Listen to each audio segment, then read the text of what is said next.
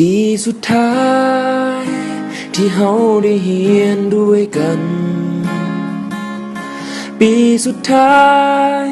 ที่เฮานั้นต้องจากกันผ่านการเฮียนผ่านวันเวลา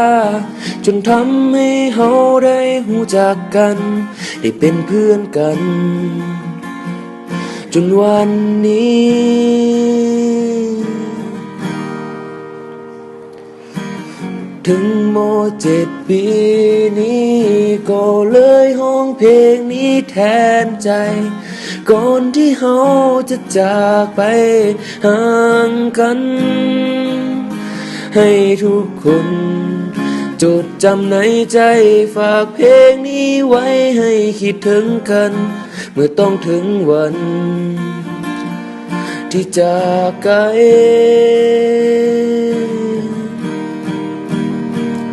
ก็เลยห้องเพลงนี้ขึ้นมาให้ทุกคนหูไว้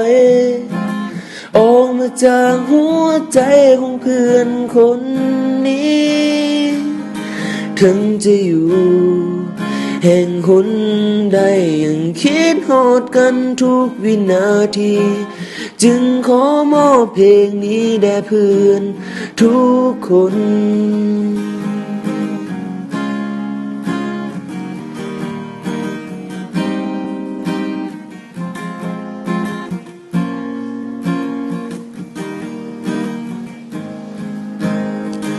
ก็เลยห้องเพลงนี้ขึ้นมาให้ทุกคนหูไว้ออกมาจากหัวใจของเพื่อนคนนี้ถึงจะอยู่แห่งหนใดยังคิดฮอดกันทุกวินาทีจึงขอมอบเพลงนี้แด่เพื่อนทุกคนสุดท้ายนี้ที่บอกเอาไว้ถึงจะอย่างใดก็ยังมีคำว่าเฮา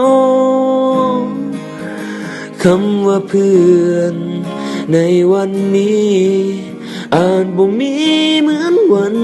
เก่าพวกเฮาม.7 ปีสุดท้า